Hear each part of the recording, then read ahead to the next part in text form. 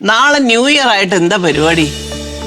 അല്ല വല്ല ഈ പറഞ്ഞതുപോലെ കൊച്ചി പോയി ആഘോഷിക്കണോ, അതോ ഏതെങ്കിലും ഹോട്ടലിൽ പോയി ആഘോഷിക്കണോ, നീ അതൊന്നും അല്ല വല്ല ഹോസ്പിറ്റലിന്റെ ICUവിൽ ആഘോഷിക്കണോ, എന്താ പരിപാടി? അല്ല കൊച്ചമ്മ, ശവത്തി കുത്തല്ലേ. ഞാൻ മനസ്സാവാച കർമ്മണ, ഞാൻ നിരപരാധിയാണ്. അമ്മൂമ്മയുടെ സത്യം. ഓട്ടറ, ഞാനൊരു തമാശ പറഞ്ഞതേ ഉള്ളൂ. എന്താ പരിപാടി? അമ്മ, ഇപ്രാവശ്യം അമ്മ പറയും പോലെ ദൂരത്തെല്ലാം ഒഴിവാക്കി ആഘോഷിക്കാനാണ് നമ്മുടെ പ്ലാൻ. നല്ല കാര്യം. എന്നാ ഞാനൊരു ഐഡിയ പറയട്ടെ. നമുക്ക് ഇപ്രാവശ്യത്തെ ന്യൂ ഇയർ അച്ഛമ്മയുടെ കൂടെ ആഘോഷിക്കാം. അച്ഛമ്മയ്ക്ക് സന്തോഷമേ ഉള്ളൂ മോളെ. പക്ഷേ അച്ഛമ്മയ്ക്ക് ഇവിടുത്തെ 2 സ്ത്രീജനങ്ങളോടൊരു ചെറിയ അപേക്ഷയുണ്ട്. നാളെ പുതിയ വർഷം തുടങ്ങുക. ഐശ്വര്യമായിട്ട് നേരം വെളുത്ത് എഴുന്നേറ്റ് കേട്ടോ, കുളിച്ച് ഒരുങ്ങി നാളെ ഒരു ദിവസമെങ്കിലും നിങ്ങൾ രണ്ടും കൂടെ കീരിയും പാമ്പും പോലെ കിടന്ന് തമ്മി തല്ലാതിരിക്കണം. ഇതൊരു അപേക്ഷയാണേ. നാളത്തെ ഒരു ദിവസത്തേക്ക് വേണ്ടി ഞങ്ങൾ വഴക്കുണ്ടാക്കില്ല, സത്യം. ഗ്രൂപ്പ് സോങ്ങാ? അയ്യോ, ഒറ്റ ദിവസത്തേക്ക് ഉള്ളൂ അല്ലേ? അയ്യോ മതിയടാ, ഒരു ദിവസമെങ്കിൽ ഒരു ദിവസം, അന്നെങ്കിലും നമുക്കൊന്ന് സ്വസ്ഥമായിട്ടിരിക്കാമല്ലോ. അതെ, എന്തായാലും സ്നേഹത്തോടെ രണ്ടുപേരും കൈ കൊടുത്തു ഉടമ്പടി കരാറങ്ങ് ഒപ്പിട്ടാണ്. അതെ, അത് നടക്കട്ടെ.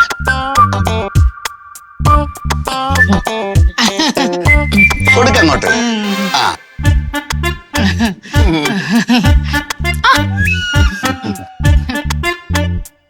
സ്നേഹം. അതെ, കൂടിപ്പോയി ഇച്ചിരി.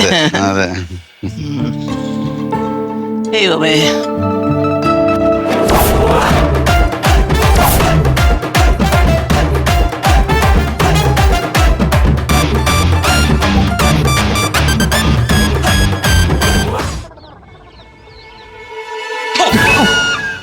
എന്തുവാ ചേട്ടാ ഇത്?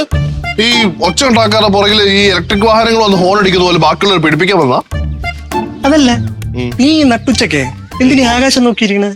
വല്ല പ്ലെയിൻ പോണം നോക്കണം. തിരുവനന്തപുരത്ത് ജനിച്ച് ഞാൻ ആദ്യമായിട്ടല്ലേ പ്ലെയിൻ നോക്കി നിൽക്കാൻ പോകുന്നത്. ഒന്ന് പോയിട്ടാണ് ഞാനേ നാളേക്ക് വേണ്ടി ഇങ്ങനെ ഓരോന്ന് ചിന്തിക്കുവായിരുന്നു. അത് നാളെ നീ എവിടെ പോകുന്നു?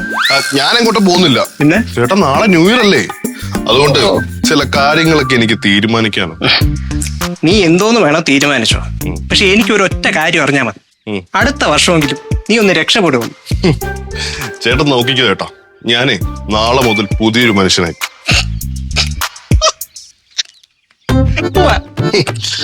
ഒരു പാമ്പ്. ഇവിടെ പറഞ്ഞു കണ്ടെന്ന്. എന്റെ പൊന്നേട്ടാ, ഞാൻ അതല്ല പറഞ്ഞത്. പിന്നെ ഒരു പാമ്പ് തോലുരിഞ്ഞ് കളയുന്ന പോലെ ഞാൻ എന്റെ എല്ലാ ദുശീലവും ചീത്ത സ്വഭാവവും ഉരിച്ചു കളയും. അല്ലെങ്കിലേ അത് അമ്മ അങ്ങ് ചെയ്തോളൂ, ഉരിച്ചു കളയണം. അമ്മ അങ്ങനെ ചെയ്യുമെന്ന് അറിയാവുന്നതുകൊണ്ടാ ഞാൻ നേരത്തെ തന്നെ തോലുരിച്ച് കളയാന്ന് വിചാരിച്ചത്. പാമ്പ് തോലുരിയണം. എടാ, നിന്റെ ഈ ന്യൂ ഇയർ സത്യപ്രതിജ്ഞയൊക്കെ ഞാൻ എത്രയോ തവണ കേട്ടിട്ടുള്ളതാണ്. നീ 10ാം ക്ലാസ്സിലെ റാങ്കോട് കൂടി പാസ്സാവൂന്ന് പറഞ്ഞു. ഇതിനെന്താ പാസ്സായില്ലേ? വേറെ വല്ല ആമ്പിള്ളേരും പാസ്സായി കാണും. +1 എല്ലാ വിഷയത്തിനും ജയിക്കുമെന്ന് പറഞ്ഞ് 3 സപ്ലൈ. ഇനി +2 ഞാൻ മതി നിർത്ത്. ഇപ്പം അത്യാവശ്യം സന്തോഷത്തിരിക്കുമല്ലേ, വെറുതെ ഈ പഴയ കാര്യങ്ങളൊക്കെ പറഞ്ഞ് നെഗറ്റീവ് എടുപ്പിച്ചോണ്ട് വരല്ലേ. എന്റെ ന്യൂ ഇയർ സത്യപ്രതിജ്ഞ പറഞ്ഞല്ലേ ഉള്ളൂ. അല്ലേ, നമുക്ക് വേറെ എന്തോരം കാര്യങ്ങൾ സംസാരിക്കാനുണ്ട്. ഞാൻ ഇപ്പൊ വേറൊരു കാര്യം സംസാരിക്കാനാണ്. പറ. ഇപ്രാവശ്യത്തെ ന്യൂ ഇയർ നമ്മളെല്ലാരും അമ്മയിലൂടെ സ്പെൻഡ് ചെയ്യാനല്ലേ പോണേ. അപ്പം അമ്മയ്ക്ക് എന്തെങ്കിലും ഒരു ബെസ്റ്റ് ഗിഫ്റ്റ് കൊടുക്കും. എന്നാ ഒരു സത്യം പറയട്ടെ, ഞാൻ ഇതേ കാര്യം തന്നെയാ അവിടെ നോക്കി ആലോചിച്ചോണ്ട്. അത് നീ കള്ളം പറയണത്.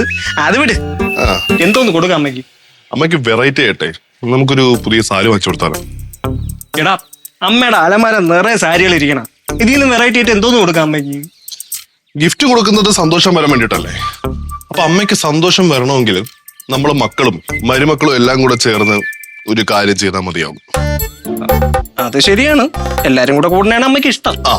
അങ്ങനെയാണെങ്കിൽ ഒരു കിടിലൻ ഐഡിയ എന്റെ കയ്യിലുണ്ട്. അത് നമുക്ക് 4 പേർക്കും കൂടെ ചെന്ന് ഡയറക്റ്റ് ആയിട്ട് അമ്മയുടെ അടുത്ത് പറയാം. അതാവുമ്പോ അമ്മ സർപ്രൈസ്ഡ് ആവും. അതെ, 4 പേരെടുത്ത് പറയാനൊക്കെ വരട്ടെ. പ്ലാൻ വർക്ക്ഔട്ട് ആവൂ? പ്ലാൻ സക്സസ്ഫുൾ ചേട്ടാ, ഉറപ്പാണല്ലേ? നിങ്ങൾ വാ. ഫ്ലവേഴ്സ് ഒരുക്കുന്ന കാഴ്ച വസന്തം യൂട്യൂബിൽ പ്രേക്ഷകർക്ക് ലൈവായി കാണാം. ഫ്ലവേഴ്സ് കോമഡിയിൽ ജോയിൻ ചെയ്യൂ, ആസ്വദിക്കൂ.